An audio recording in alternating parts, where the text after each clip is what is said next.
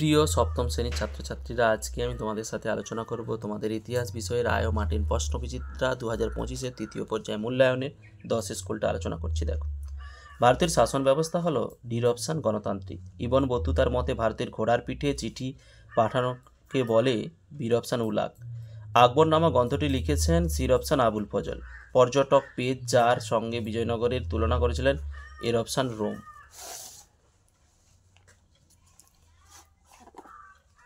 কোন বছর শিবাজি রায়গড়ের রাজ্যাভিষেক করে? যে 1674 খ্রিস্টাব্দে। পাল যুগে বরেন্দ্রভূমির প্রসিদ্ধ শিল্পী কে ছিলেন? সির অপশান ধীমান। আমুক্ত মাল্যদ গ্রন্থটি কোন ভাষায় লেখা? বীর অপশান তেলেগু।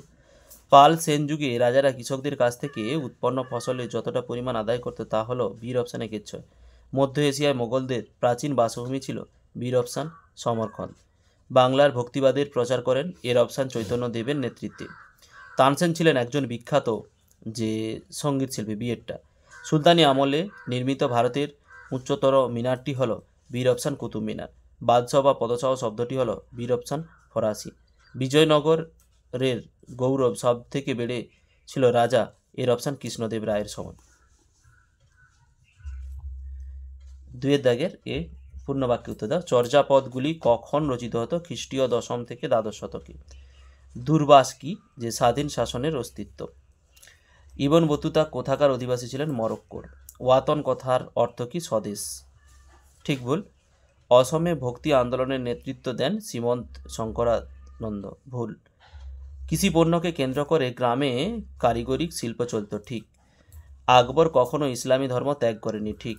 গ্রামের স্বায়ত্তশাসন পরিচালনা করে যে পৌরসভা। ভুল। শূন্যস্থান পূরণ। পাল রাজারা ছিলেন ড্যাশ ধর্মের অনুরাগী। বৌদ্ধ।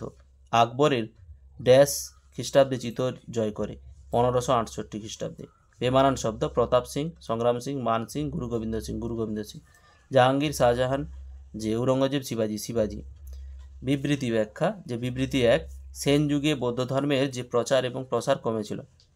ব্যাখ্যা 2, সেন রাজারা ব্রাহ্মণ্য ধর্মকেই প্রাধান্য দিতেন। বিবৃতি 2, যে ভারতীয় সংবিধানে পৃথিবীর সবথেকে বড় লিখিত সংবিধান।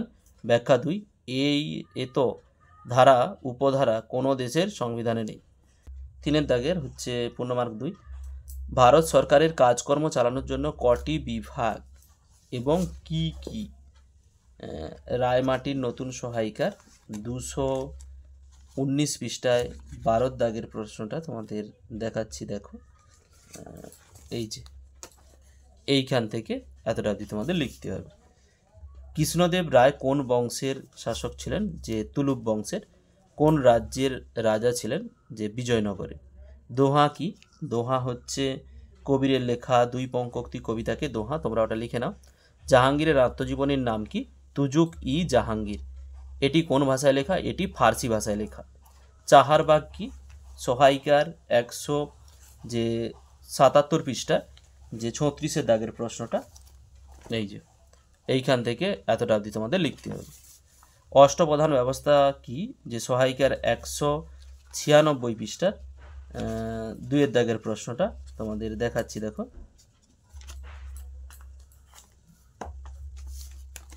এই যে অষ্টপ্রধান, এইখান থেকে লিখবে, এতটা অবধি তোমাদের লিখতে হবে। পুরন্দরের সন্ধি কবে কাদের মধ্যে স্বাক্ষরিত হয়? সহায়িকার যে 201 পৃষ্ঠায় 6 দাগের প্রশ্নটা, এই যে এইখান থেকে লিখে এতটা অবধি তোমাদের লিখতে হবে। ব্লক বা জেলা কিভাবে গঠিত হয়? যে অনেকগুলো গ্রাম নিয়ে ব্লক আর অনেকগুলো ব্লক নিয়ে জেলা গঠিত হয়। লিখে নাও। 4 দাগের পূর্ণমার হচ্ছে 3। ভারতবর্ষকে কেন সার্বভৌম গণতান্ত্রিক প্রজাতন্ত্র বলা হয়? সহায়িকা 218 পৃষ্ঠায় 2 দাগের প্রশ্নটা, এই যে এইখান থেকে এতটা অবধি তোমরা লিখবে। শিবাজি কিভাবে মারাঠা জাতিকে ঐক্যবদ্ধ করেছিলেন? সহায়িকার 196 পৃষ্ঠা 1 দাগের প্রশ্নটা তোমাদের দেখাচ্ছি। দেখো,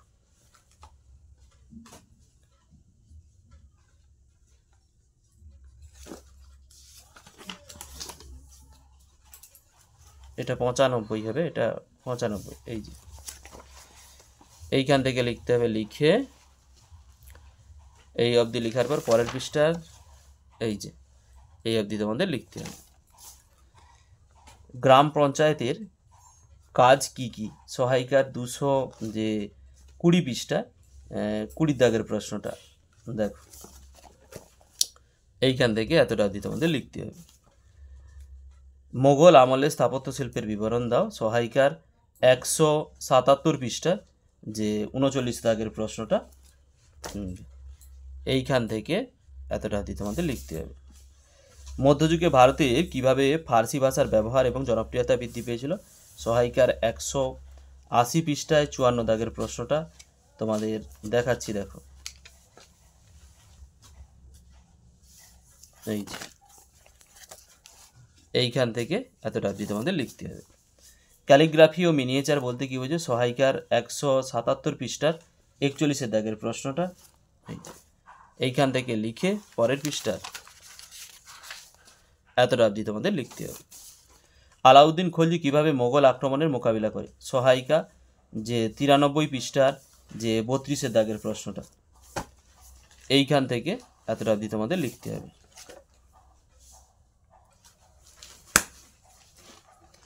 নেক্সট, সুলতান ইলতুৎমিশের সামনে প্রধান সমস্যা কী কী ছিল, সহায়িকার 91 পৃষ্ঠায় 16 দাগের প্রশ্নটা এই যে এইখান থেকে এতটা অবধি তোমাদের লিখতে হবে।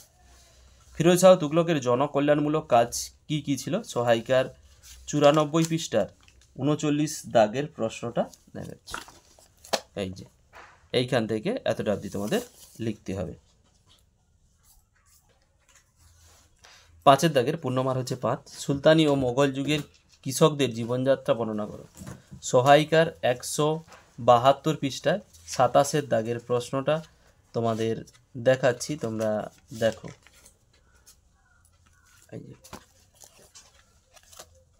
এইখান থেকে লিখতে হবে, লিখে এই অবধি তোমাদের লিখতে হবে।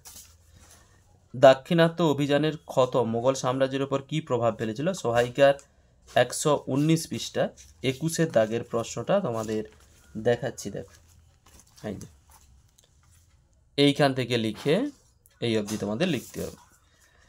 ভক্তিবাদী সাধক নানক, শ্রী চৈতন্য, মীরাবাই এর সম্পর্কে সংক্ষিপ্ত বর্ণনা দাও, সহায়িকার 163 পৃষ্ঠায় 7 দাগের প্রশ্নটা দেখাচ্ছি, দেখো এই যে এইখান থেকে লিখবে, লিখে এই অবধি তোমাদের লিখতে হবে। আলাউদ্দিন খলজির অর্থনৈতিক সংস্কার আলোচনা করো, সহায়িকার 79 পৃষ্ঠার 7 দাগের প্রশ্নটা তোমাদের দেখাচ্ছি, দেখো এই যে এইখান থেকে লিখবে, লিখে পরের পৃষ্ঠার এই যে এতটা অবধি তোমাদের লিখতে হবে। বিদেশি পর্যটকের বিবরণীতে বিজয়নগর রাজ্যের কৃষি, বাণিজ্যিক এবং শিল্প সম্বন্ধে আলোচনা করো, সহায়িকার 88 পৃষ্ঠায় যে 29 দাগের প্রশ্নটা দেখো এই এইখান থেকে লিখতে হবে, লিখে এই অবধি লিখতে হবে। ভিডিওটি শেষ অবধি দেখার জন্য অতীতের ইতিহাস চ্যানেলের পক্ষ থেকে সবাইকে অসংখ্য ধন্যবাদ। ফিরে আসছি পরের ব্লগ নিয়ে।